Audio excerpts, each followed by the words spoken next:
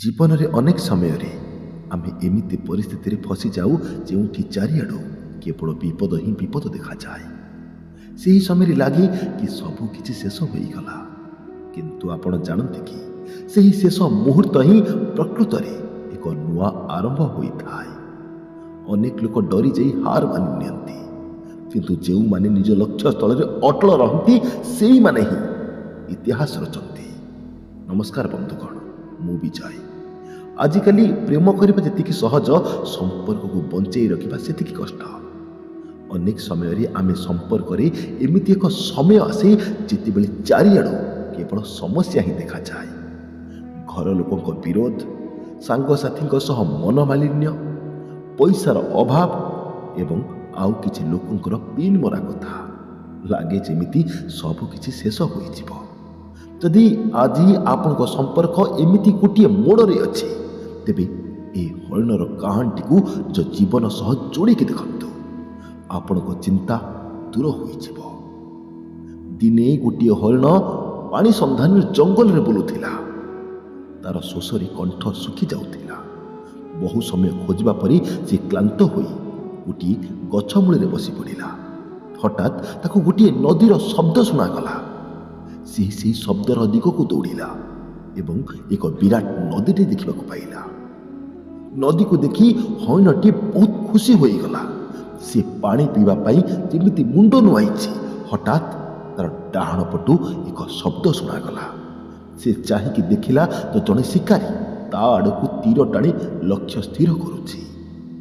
ତାପରେ ସିଏ ବାମ ପଟକୁ ଚାହିଁଲା ଏବଂ ଦେଖିଲା କି ଗୋଟିଏ ସିଂହ ବୁଦା ମୂଳରେ ଲୁଚି ରହିଛି। ଭୟରେ ସେ ପଛକୁ ଚାହିଁଲା ତ ଦେଖିଲା କି ଏକ ଭୟଙ୍କର ଜଙ୍ଗଲର ନିଆଁ ତା ଆଡ଼କୁ ମାଡ଼ି ଆସୁଛି। ଚାରିଆଡ଼ୁ ବିପଦ ତାକୁ ଘେରିକି ରହିଥିଲା। ହରିଣଟି କିଛି ସମୟ ଗଭୀର ଭାବରେ ଚିନ୍ତା କଲା ଏବଂ ଭାବିଲା, ଯେହେତୁ ମୃତ୍ୟୁ ନିଶ୍ଚିନ୍ତ, ତେଣୁ ମରିବା ପୂର୍ବରୁ ମୁଁ ଅତି କମ୍ରେ ଶୋଷ ମେଣ୍ଟାଇ ପାଣି ପିଇ ନେବି। ସେହି ମୁହୂର୍ତ୍ତରେ ଆକାଶରେ କଳା ବାଦଲ ଘୋଟି ଆସିଲା ଏବଂ ବର୍ଷା ହେଲା। ବର୍ଷା ଯୋଗୁଁ ନିଆଁ ଲିଭିଗଲା ଏବଂ ବର୍ଷା ପାଇଁ ଶିକାରୀର ଲକ୍ଷ୍ୟ ଭ୍ରଷ୍ଟ ହୋଇ ତୀରଟି ଭୁଲରେ ସିଂହ ଦେହରେ ବାଜିଗଲା। ସିଂହଟି ରାଗି ଯାଇ ଶିକାରୀ ଆଡ଼କୁ ଦୌଡ଼ିଲା। ସେପଟେ ହରିଣଟି ନିଜ ଲକ୍ଷ୍ୟ ଅର୍ଥାତ୍ ପାଣି ପିଇବାରେ ମଗ୍ନ ଥିଲା।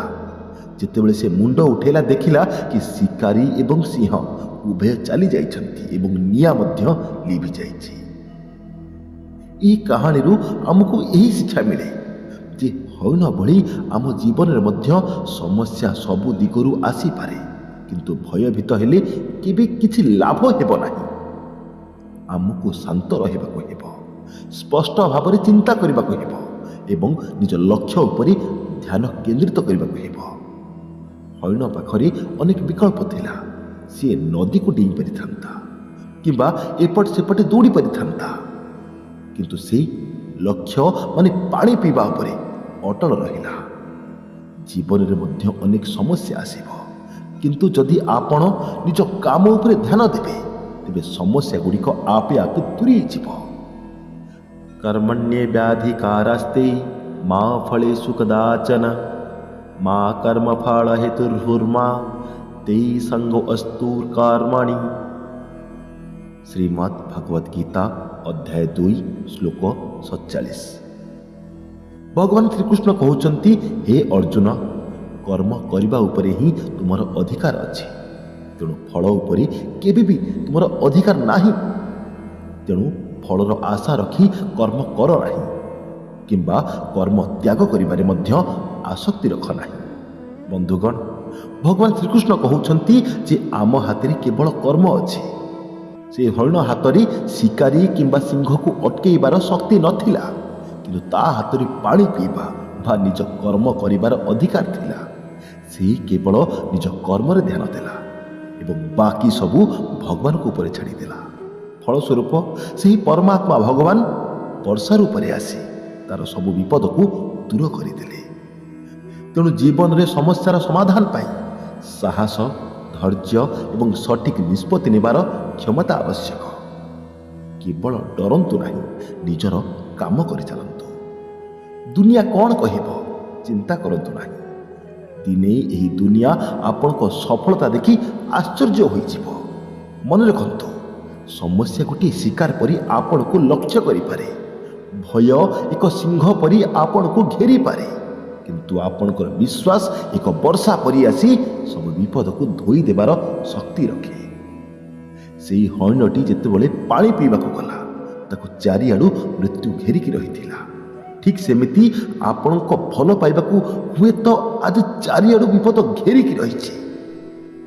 ଡାହାଣ ପଟେ ସମାଜର ଲୋକ ସେହି ଶିକାରୀ ପରି, ଯିଏ କେବଳ ସୁଯୋଗ ଖୋଜୁଛନ୍ତି କେମିତି ଆପଣଙ୍କ ସମ୍ପର୍କରେ ବିଷ ଢାଳିବେ। ଆଉ ବାମ ପଟେ ଆପଣଙ୍କ ନିଜର ରାଗ ଏବଂ ଅହଙ୍କାର ସେହି ସିଂହ ପରି, ଯିଏ ଆପଣଙ୍କ ଭଲ ପାଇବାକୁ ଖାଇବାକୁ ବସିଛି। ଏବଂ ପଛପଟେ ପୁରୁଣା ତିକ୍ତ ସ୍ମୃତି କିମ୍ବା ପରିବାରର ବିରୋଧ ସେହି ନିଆଁ ପରି, ଯାହା ଆପଣଙ୍କୁ ଭିତରେ ଭିତରେ ଜଳାଉଛି। ହରିଣଟି ଯଦି ସେତେବେଳେ ଡରି ଯାଇଥାନ୍ତା, ତେବେ ସେ ମରିଯାଇଥାନ୍ତା। କିନ୍ତୁ ସେ କ'ଣ କଲା? ସେ କେବଳ ନିଜ କାମ ମାନେ ପାଣି ପିଇବା ଉପରେ ଫୋକସ୍ କଲା। ବନ୍ଧୁଗଣ, ସମ୍ପର୍କରେ ବି ଠିକ୍ ସେମିତି ସେଇଆ ହିଁ ଦରକାର। ଯେତେବେଳେ ଚାରିଆଡ଼ୁ ଝଡ଼ ଆସେ, ସେତେବେଳେ ଦୁନିଆ ସହ ଲଢ଼ିବା ଆପଣ ବନ୍ଦ କରିଦିଅନ୍ତୁ। ନିଜ ଭିତରେ ଲଢ଼ିବା ଆପଣ ବନ୍ଦ କରିଦିଅନ୍ତୁ। କେବଳ ଗୋଟିଏ କଥାରେ ଧ୍ୟାନ ଦିଅନ୍ତୁ, ଆପଣଙ୍କ ସାଥୀଙ୍କ ଉପରେ ବିଶ୍ୱାସ ଏବଂ ଭଲ ପାଇବା। ଯଦି ଆପଣ ଶାନ୍ତ ରହି ନିଜ ଭଲ ପାଇବାକୁ ବଞ୍ଚିବା ପାଇଁ ଧୈର୍ଯ୍ୟ ରଖିବେ, ତେବେ ସମୟରୁ ଏକ ବର୍ଷା ନିଶ୍ଚୟ ଆସିବ। ସେହି ଶିକାରୀ ପରି ଲୋକମାନେ ନିଜେ ନିଜେ ଚୁପ୍ ହୋଇଯିବେ ଏବଂ ସମସ୍ୟାର ନିଆଁ ଆପେ ଆପେ ଲିଭିଯିବ। ଭଗବାନ ଶ୍ରୀକୃଷ୍ଣ କୁହନ୍ତି, ସବୁ କିଛି ତୁମ ହାତରେ ନାହିଁ, କିନ୍ତୁ ବିଶ୍ୱାସ କରିବା ତୁମ ହାତରେ ଅଛି। ମନେ ରଖନ୍ତୁ, ପରିସ୍ଥିତି ଯେତେ ବି ଖରାପ ହେଉନା କାହିଁକି, ସାଥୀଙ୍କ ହାତ କେବେ ଛାଡ଼ନ୍ତୁ ନାହିଁ। ଦୁନିଆ କ'ଣ କହୁଛି ଶୁଣନ୍ତୁ ନାହିଁ, ଆପଣଙ୍କ ମନ କ'ଣ କହୁଛି ତାହା ଶୁଣନ୍ତୁ। ସମସ୍ୟା ତ ଆସିବ, କିନ୍ତୁ ଯେଉଁ ସମ୍ପର୍କରେ ଧୈର୍ଯ୍ୟ ଥାଏ, ସେହି ସମ୍ପର୍କ ହିଁ ତିଷ୍ଠିକି ରୁହେ। ପରିସ୍ଥିତି ଯେତେ ଜଟିଳ ହେଉନା କାହିଁକି, ତୁମର ଏକାଗ୍ରତା ବା ଫୋକସ୍ ସବୁ ସମସ୍ୟାର ସମାଧାନ କରିପାରେ। ଜୀବନରେ ହାରିଯିବାଟା ବଡ଼ କଥା ନୁହେଁ, କିନ୍ତୁ ହାର ମାନି ନେବାଟା ସବୁଠାରୁ ବଡ଼ ପରାଜୟ। ଯେତେବେଳେ ଚାରିଆଡ଼ୁ ଅନ୍ଧାର ଦେଖାଯାଏ, ଜାଣି ରଖ ଯେ ଭଗବାନ ତୁମକୁ ଆଲୋକ ହେବା ପାଇଁ ସୁଯୋଗ ଦେଉଛନ୍ତି। ତୁମେ କେବଳ ଲଢ଼ିବା ଶିଖ, ଜିତେଇବା ଦାୟିତ୍ୱ ସେହି ଉପରବାଲାର। ସମସ୍ୟା ତୁମକୁ ଦୁର୍ବଳ କରିବା ପାଇଁ ଆସେ ନାହିଁ, ବରଂ ତୁମ ଭିତରେ ଲୁଚିଥିବା ସେହି ସାହସକୁ ପରୀଖିବା ପାଇଁ ଆସେ। ଯେଉଁଠି ଦୁନିଆର ସବୁ ରାସ୍ତା ବନ୍ଦ ହୋଇଯାଏ, ସେଇଠୁ ଭଗବାନଙ୍କର ଚମତ୍କାର ଆରମ୍ଭ ହୁଏ। ନିଜ କର୍ମରେ ଏତେ ମଗ୍ନ ହୋଇଯାଅ ଯେ ତୁମକୁ ମାରିବାକୁ ଆସିଥିବା ଶତ୍ରୁ ମଧ୍ୟ ତୁମର ନିଷ୍ଠା ଦେଖି ଫେରିଯାଉ। ହରିଣ ପାଖରେ ଶକ୍ତି ନଥିଲା, କିନ୍ତୁ ଶାନ୍ତି ଥିଲା। ସେଥିପାଇଁ ସେ ମୃତ୍ୟୁ ମୁଖରୁ ଫେରିକି ଆସିଲା। କେବେ ବି ଭାବନ୍ତୁ ନାହିଁ ଯେ ଆପଣ ଏକୁଟିଆ ଅଛନ୍ତି। ମନେ ରଖନ୍ତୁ, ଆପଣଙ୍କ ଧୈର୍ଯ୍ୟ ହିଁ ଆପଣଙ୍କର ସବୁଠାରୁ ବଡ଼ ସାଥୀ। ପରିସ୍ଥିତି ଆଗରେ ମୁଣ୍ଡ ନୁଆଇବା ଅପେକ୍ଷା ଶାନ୍ତ ରହି ନିଜ କାମ କରିବା ହିଁ ପ୍ରକୃତ ବୀରତ୍ୱ। ବନ୍ଧୁଗଣ, ଏବେ ଶୁଣନ୍ତୁ, ଆପଣ ବାସ୍ ଏତିକି କରନ୍ତୁ, ସିଏ ଆପଣଙ୍କ ସହ କଥା ହେବାକୁ ପାଗଳ ହେବ। ଯେତେବେଳେ ସାଥୀ ଆପଣଙ୍କୁ ଇଗ୍ନୋର କରୁଛନ୍ତି, ସେତେବେଳେ ଆପଣ ସେହି ହରିଣ ଭଳି ଶାନ୍ତ ହୋଇଯାଆନ୍ତୁ। ଆମେ କ'ଣ କରୁ ନା, ଆମେ ବାରମ୍ବାର କଲ୍ କରୁ, କାନ୍ଦୁ ଆଉ ଭିକ ମାଗୁ, ଯାହାଫଳରେ ସେମାନେ ଆମକୁ ଆହୁରି ଅଧିକ ଇଗ୍ନୋର କରନ୍ତି। ଆଜିଠାରୁ ଏହି 3ଟି କାମ କରନ୍ତୁ। ତାଙ୍କ ପଛରେ ଗୋଡ଼େଇବା ବନ୍ଦ କରିଦିଅନ୍ତୁ। ଯେତେବେଳେ ଆପଣ ଦୂରେଇ ଯିବେ, ସେତେବେଳେ ସିଏ ଆପଣଙ୍କର ଅଭାବ ଅନୁଭବ କରିପାରିବେ। ନିଜ ଉପରେ ଧ୍ୟାନ ଦିଅନ୍ତୁ।